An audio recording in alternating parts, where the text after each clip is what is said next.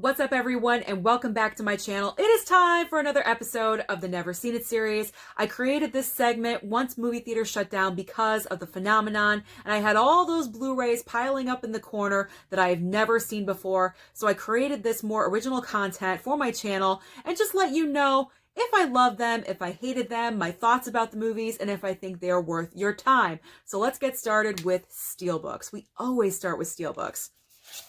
Friday the 13th, Part 2. I love this series. What can I say? It's campy, it's low budget, it's very creative with the kills. And I call it laughable horror because literally every single time someone got murdered, I was laughing because it's just silly. It's not even really gross and grotesque at all. It's more of like an anticipation of the jump scares of when Jason is actually going to appear.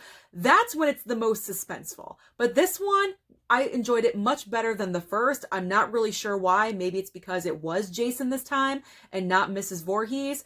But Friday the 13th, I'm a fan of your series. I'm going to keep buying the Steelbooks. If you keep on pumping them out, I'm a fan. Whoever thought I would say that? All right, moving on to Godzilla 2014. I couldn't find the newly released Best Buy exclusive Steelbook, so I settled on the FYE exclusive from a long time ago. And I gotta say, it's not one of my favorite movies. This was actually last in my ranking of the Monsterverse because it just had so many problems. My biggest problem was we didn't even see Godzilla until about an hour into the movie. That's way too long. They tried to make us care about human beings that we didn't necessarily want to care about. There were script issues. And Elizabeth Olsen, she was completely wasted in her part. She was pretty much useless, and it was annoying. So it wasn't my favorite. It's not the worst thing on the planet, but I don't know how much of a rewatch factor it is for me, if you know what I'm saying. All right, moving on to Total Recall, something completely different. Where have I been? Why have I not been watching classic Arnold Schwarzenegger movies? And I gotta say, before I watched this, I did text Durant Cinema. He's so proud of me that I watched this. I'm proud of myself. I can't even believe that I've never seen this all the way through before. However, when this did come out, I was kind of on the younger side, so I can't understand. But it's opening up my mind to the world of sci-fi. It's a great sci-fi action film. Arnold is great in it, just running around, trying to save Mars. And it's just a fun, great time. It's completely outlandish, but it's enjoyable. And I had fun with it.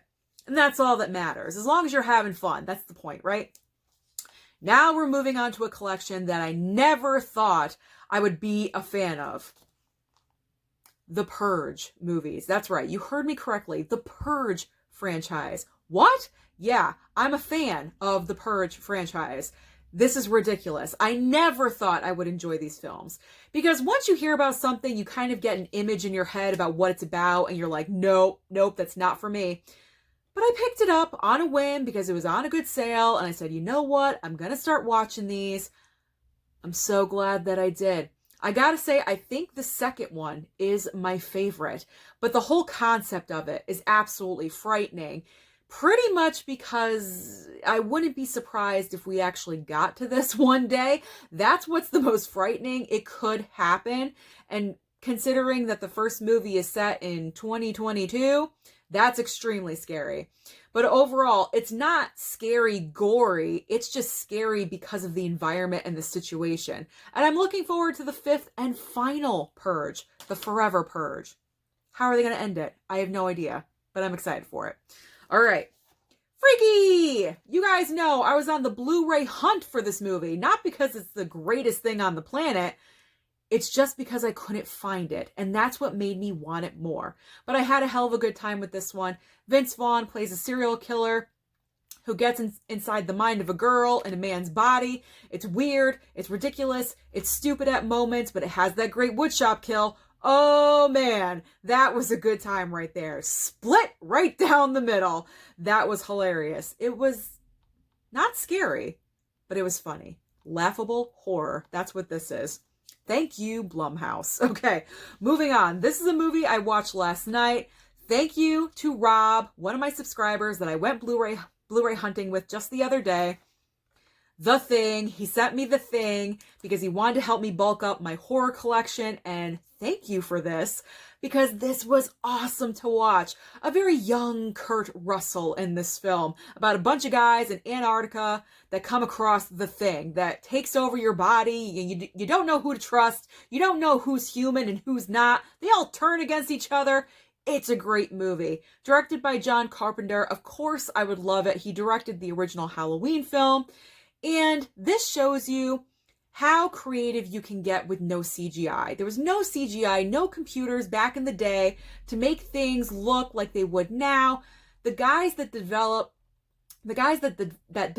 the Thing and created this were geniuses. It was absolutely fantastic. Loved it. Great selection, Rob. All right, Tony P, you're up next. Tony P, he sent me some movies. Ingrid Goes West. That's right. I had a bunch of horror movies and then Ingrid Goes West. I don't know.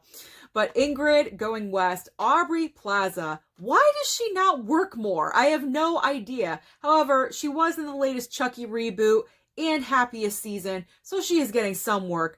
But I would like to see her more. She's absolutely fantastically demented in this film. This film pretty much proves how much that we rely on social media these days and how much that it could be a bad thing and stalkerish, if you know what I mean. This was just a good time. It was fun. It was fresh, a unique idea. It's got Elizabeth Olsen. She doesn't play the nicest of characters, I do have to say, so that was nice and surprising. And we always have a loser of the week. We always have a loser of the pile, and this time the loser is Taken 2. Let's talk about... I'd rather not talk about Taken 2, but let's just do a little mini synopsis for a second. Don't watch it. That's my mini synopsis for you. So that is everything that I've been watching the past couple of weeks. What have you been watching? Let me know down below. Don't forget to like and subscribe, and I'll see you next time.